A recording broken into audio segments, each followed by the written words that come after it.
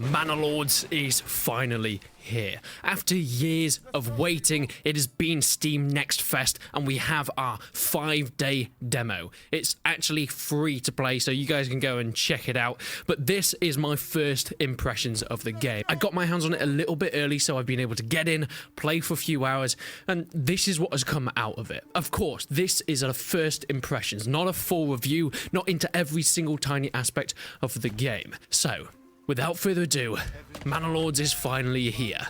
But is it any good?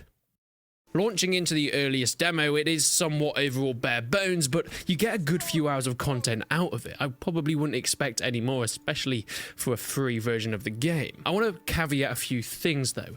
There are no battles within the game. We've seen some of the trailers of the big Total War style, almost taking the crown of that medieval Total War of these RTS battles, and they look gorgeous. They're not in this version. This is just a demo to show off the building and the early settlement content.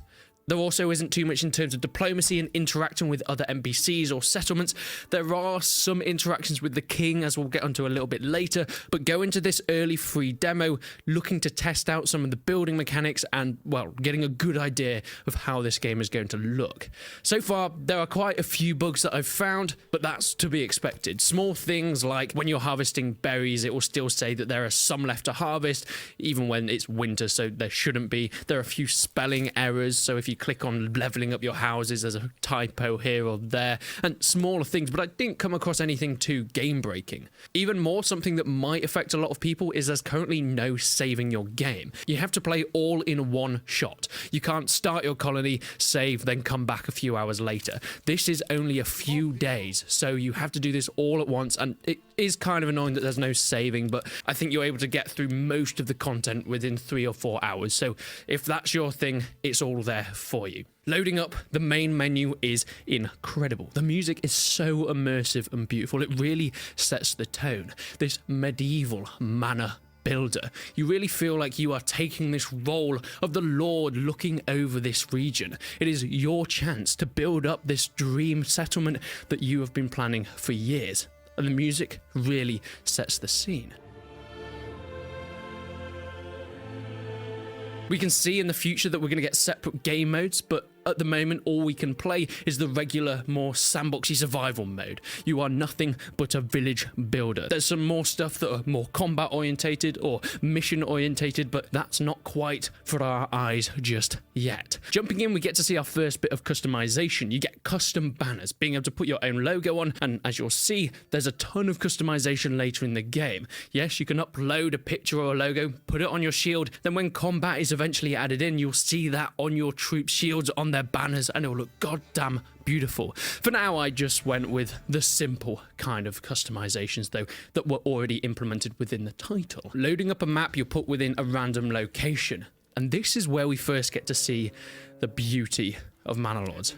The details within this are another level. From texture work to lighting, from shadows to the vibrancy of the countryside of this medieval world. A few months ago, Slavic Magic, the developer, mentioned that they have had some funding from Epic Games, which has meant that they've been able to work with Nvidia to put in DLSS as well. So I put that up to the highest quality setting, and it was running at 100, 120 FPS at 4K on the highest of textures, and you can just see what this game has to offer.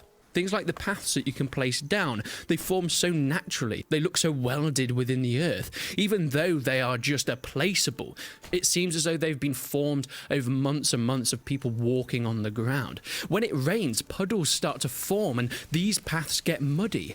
Houses have this cool free-form building option, letting you make different sizes or link them together. This means that not every house is going to look exactly the same. You're not going to have these city skylines levels of uniformity. This is a medieval world. This is, at the start, a small village. There's not going to be some incredibly skilled craftsmen and architects like in the big cities. This is just a few builders and carpenters that are getting together to try and start something new. And this is shown in the higgledy-piggledy variation of wonky fences, cool buildings that are slightly different, thatched roofs that aren't quite straight, and it's designed to perfection. But with this freeform building, you can completely customize the size. The bigger the plot, the more options that it gives you for things like adding in gardens, that people can plant their own vegetables within their house plots, chicken coops. It's so awesome that there's so much variation and options to this. Tying all your buildings and resource collection points with paths lets carts, oxen,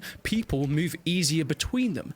And does it ever look amazing? Even if there was no function here, even if paths within Manor Lords were just an aesthetic part, I'd still be putting them literally everywhere. It kind of gives a bit of that Anno look, but I think personally that it looks much, much nicer because it's a bit more of that macro level. So, as you begin, you have your basics: lumber camps, logging lodges, hunting cabins, storage granaries, farms, berry pickers, and so on and so forth. Nothing that we haven't seen before.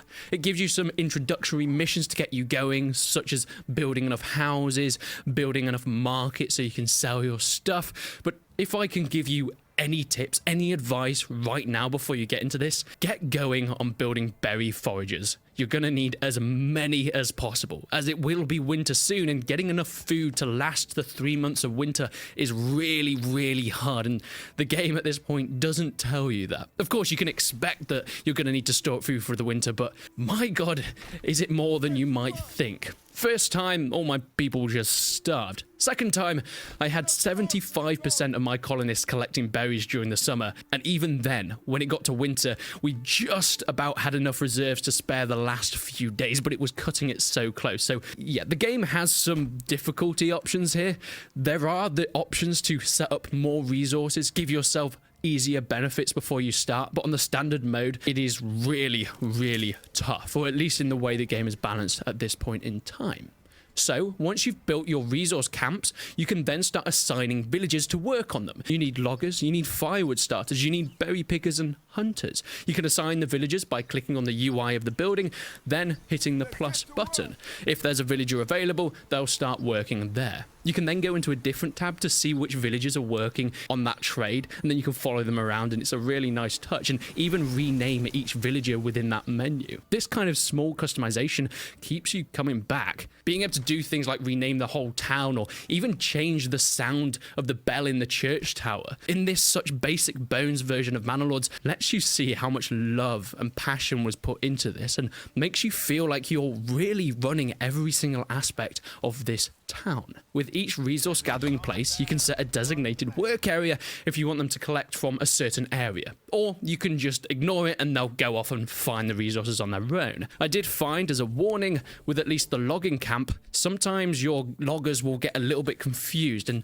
they won't start working until you designate a tree area for them to work in. That might just be a bug that I found, but do keep an eye out for that. If you really want them to get working fast, make sure you click the select designated work area and find a place for them to start picking berries or chopping down trees, so on and so forth. As you build up your town, my god, does it start to look picturesque. Games like Banished, Ostriv, and Anno do a really good job of making an immersive historical village, and they really pull you in with their beauty, but I don't think I've ever seen anything that looks quite as good as Manor Lords does.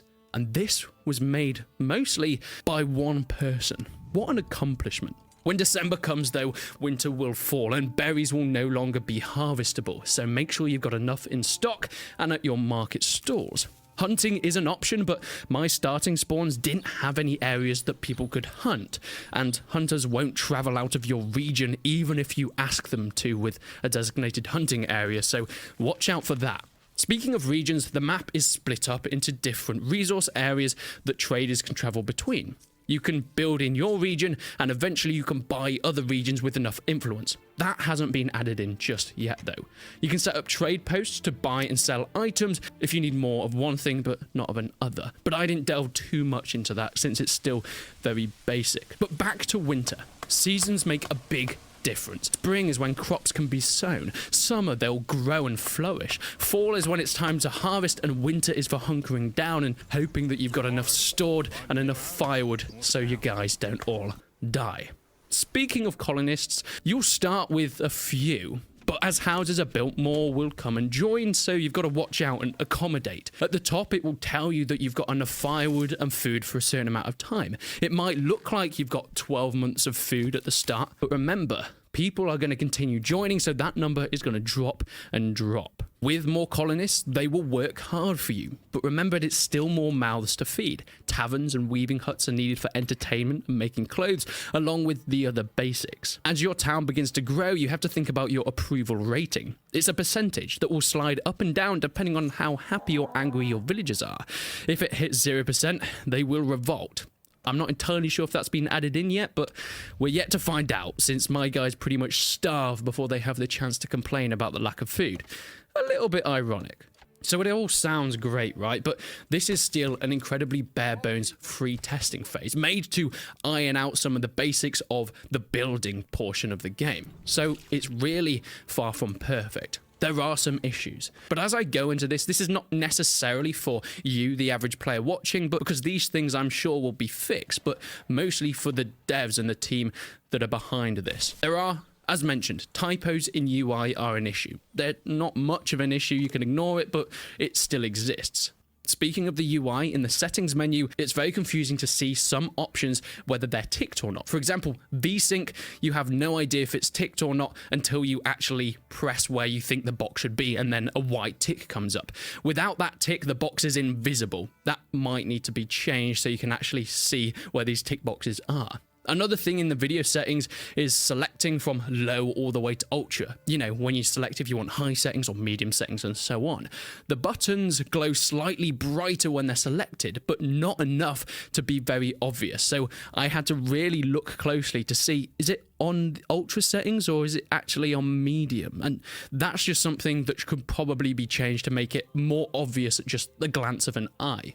Into the game though, you have the camera that's able to go right in and zoom all the way out to the region map. However, when you're zoomed all the way in and you want to try and click on a building, it's really hard. A lot of the time you'll select a colonists if they're nearby, as the mouse seems to like to lock to them instead of the building. I had so many moments where I was trying to look at the UI of said building, but there were colonists constructing it still. So I just attached to them instead, and it kind of got a little bit infuriating. On some general aesthetic opinions, if you put a building, let's say a logging cabin or a forager for berries in trees, which is where they normally be, it's so easy to lose where they are. Like I had to put a berry forager a bit further away, nearer a berry deposit, and then when I looked around I was like, wait, where have I put this? And I had to zoom right in and search through the trees to try and find it, since there isn't any like highlight through the trees of where you put something. They just get lost in the greenery. So maybe a little highlight around the edge of some of your buildings when you're zoomed right the way out. These were just the main things, but overall you have to accept that there's a lot of good here. This isn't to try and find a polished game. This is to try and look at the basics and really to see a proof of concept to us, the player, that this is a game that is coming, and it is just as promising as we've seen from the trailers. There are so many incredible details, like your stock and resources can get damaged by cold weather if they're not covered up, or when you build a house, you can click on it, upgrade it so you can store more. More people can live there, or the villagers can have their own little garden plot in their backyard. As I played more, the king then started to want taxes, so I had to start looking into trading. There's also full tech trees that are being teased at the moment, but as far as I'm aware, haven't been implemented at all, so you can't really do anything with them. But it shows the progression that we're going to get to. It shows the future of this title. Overall, it's an incredibly positive experience, and whilst I cannot wait for the diplomacy and the RTS battle side of Manor, the city building portion, or at least the small part of it that we've been shown so far, is beyond any other game that has tried to do a similar thing in the last 5 years. So with these other aspects of diplomacy, regions, trading, going to battle, building up armies, it can only blow the competition out of the water even more. But by the time you're seeing this, the demo for Manor should be available. I have no affiliation with them whatsoever, other than them sending out a key for me so I could test it a little bit early. So be quick, because you've only got a few days, and let me know your true opinions on Manor.